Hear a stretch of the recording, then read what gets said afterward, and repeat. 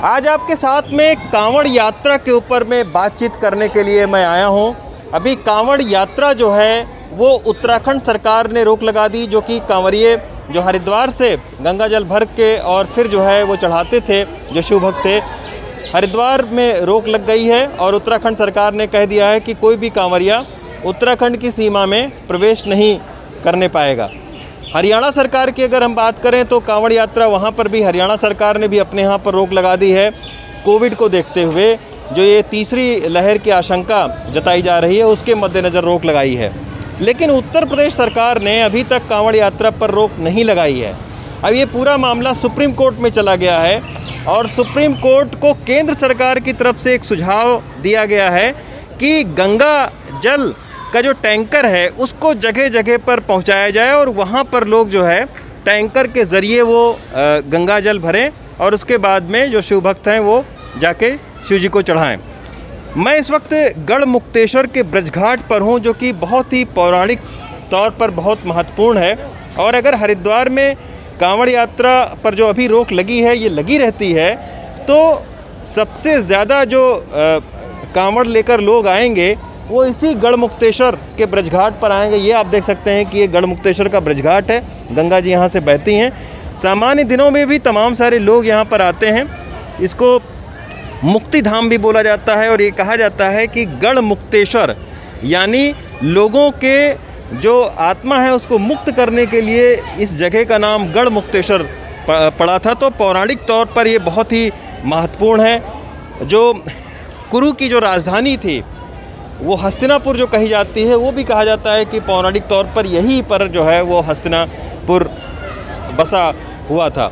तो एक बहुत ही धार्मिक तौर पर बहुत ही महत्वपूर्ण जगह है यहाँ पर।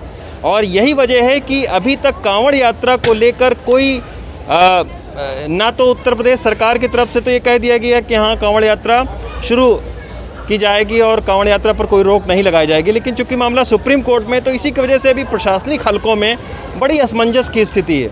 हमने आज जब हापुड़ के डीएम और एसपी से बात करने की कोशिश की तो उन्होंने भी कोई बातचीत नहीं की। लेकिन जो गढ़मुक्तेश्वर जो ब्रजघाट है यहाँ के जो संचालक हैं हमारे साथ में, वो इस पूरे कांवड़ यात्रा पर क्या उनका रुख है, उनका रुख जानना बहुत ज़्यादा ज़रूरी है। इसीलिए हम यहाँ पर बात करने के लिए आए हैं। गंगा आरती जो यहाँ पर होती है उसके जो संचालक हैं कपिल नागर जी हैं, वो हमारे साथ में हैं। कपिल जी, ये बताइए कि कांवड़ यात्रा जो है उत्तराखंड सरकार ने रोक लगा दी है, हरियाणा सरकार ने रोक लगा दी है, पूरा अभी सुप्रीम कोर्ट में पूरा मामला चल रहा है। ये आप लोगों की क्या राय है, क्या कांवड़ यात्रा होनी चाहिए या नहीं होनी चाहिए? जी बिल्कुल, हमने तो मांग की है और माननीय योगी जी को भी हमने एक धन्यवाद पत्र भी दिया था और उसमें कुछ मांगे भी की थी कि कांवड़ यात्रा हो और तमाम पर्याप्त व्यवस्थाओं के साथ हो। जो यहाँ ब्रजघाट में अभी लॉकडाउन चल रहा है उसे अनलॉक किया जाए कांवड़ यात्रा के दौरान। अनलॉक किस लिए किया जाए? अनलॉक इसलिए क्योंकि अभी शनिवार रविवार का लॉकडाउन है और 9 बजे 10 बजे के बाद का लॉकडाउन है रात्रि का। तो जो कांवड़ यात्रा चलती है वो एक तो 24 घंटे चलती है, रात्रि में ही जल उठा के कांवड़ भक्त निकलते हैं। और जो सोमवार में सबसे ज़्यादा जल चढ़ता है प्रत्येक सोमवार को सावन के, तो वो शुक्रवार और गुरुवार को यहाँ पे एकत्रित हो जाते हैं। तो शनिवार रविवार को भी प्रॉपर भीड़ रहती है। शनिवार रविवार का जब लॉकडाउन रहेगा तो ना तो उन्हें कांवड़ का कोई सामान मिलेगा यहाँ पे, ना कांवड़ मिलेगी, बाजार बंद मिलेगा, ना भोजन मिलेगा, भूख से प्यास से परेशान रहेंगे। तो कांवड़ भक्तों को फिर वो पर्याप्त सुविधाएं भी मिलें, तो उसके लिए अनलॉक किया जाना आवश्यक है। किया जाए, यानी एक इसमें पेच और है कि अगर कांवड़ यात्रा को इसी तरीके से जारी रखना है तो ख़ास तौर पर हापुड़ यानी जहाँ पर हम इस वक्त खड़े हैं गढ़मुक्तेश्वर, यहाँ पर जो शनिवार और रविवार को जो बंदी रहती है कोविड के चलते उसको भी अनलॉक किया जाए, इनका ये डिमांड है। अच्छा, ब्रजघाट की व्यवस्थाएं अभी तक केवल क्या है कि प्रशासन ने केवल ये बांस की यहाँ पर एक जो है वो बैरिकेटिंग की है। अगर इतने सारे लोग, लाखों लोग यहाँ पर कांवड़ लेकर आ जाते हैं तो व्यवस्था संभालने के लिए आपके पास इंफ्रास्ट्रक्चर है? नहीं, इंफ्रास्ट्रक्चर जो है लोकल जो जितनी भी हमारी बॉडीज़ हैं, जो संस्थाएं हैं, उनकी अपना सहयोग रहता है। लेकिन सारा सहयोग जो मेले लगते हैं बड़े, वो इससे बड़े मेले लगते हैं। ज्येष्ठ का दशहरे का मेला है, वो भी लाखों लोग वहाँ पर आते हैं, उनके भी स्टे रहते हैं। मतलब उसकी सारी व्यवस्थाएं प्रशासन करता है। लेकिन अगर प्रशासन चाहेगा और एक कोविड के नियमों का पालन भी हो साथ साथ, और पार्किंग की व्यवस्थाओं में जो डीजे अंदर ना आए, सिर्फ कांवड़ ही अंदर आएँ, उनकी जो व्यवस्थाएं वो सब जो पार्किंग में रहें, तो हो सकता है कि मतलब कांवड़ यात्रा सुगम रूप से चल सकती है। और साथ साथ जो है कोविड के नियमों का पालन भी ज़रूरी है। तो कोविड का नियम कपिल जी कैसे पालन होगा? जगह उतनी बड़ी नहीं है, अगर लाखों लोग यहाँ पर आ जाते हैं तो कोविड प्रोटोकॉल कैसे आप लोग पालन करवाएंगे? प्रशासन कैसे पालन करवाएगा? असलियत में क्या है सर कि बहुत ज़्यादा भीड़ मतलब बहुत समय तक यहाँ पे स्टे नहीं करती है। भीड़ का ये है कि वो चलते आते हैं, चलते रहते हैं, जल उठाते रहते हैं और चलते रहते हैं। तो उसी तरीके से पिछले जो मेले रहे हैं लॉकडाउन के दौर में, उनका भी इसी तरीके से पालन कराया गया है कि यहाँ पे ज़्यादा रुकने नहीं दिया है। अच्छा। हाँ, तो आते रहें, जल लेते रहें या चलते रहें, तो उसी व्यवस्था के अनुसार ये पालन होगा। और ये काफ़ी बड़ा प्लेटफार्म है यहाँ से शमशान घाट तक का। तो अच्छा, तो 10 दिन अभी बाकी रह गया है, तैयारी के नाम पे कुछ हो रहा है यहाँ पे? हाँ जी, तैयारी के नाम पर नगर पालिका के द्वारा बैरिकेडिंग की व्यवस्था तो कर दी गई है। नहीं, ये लाइटिंग की व्यवस्था कर दी गई है, जगह जगह पे काम शुरू कर दिया है। लेकिन बस आदेश, सुप्रीम कोर्ट का आदेश आने का इंतजार है। आदेश आते के साथ ही बहुत जल्दी और सुचारू रूप से काम किया जाएगा।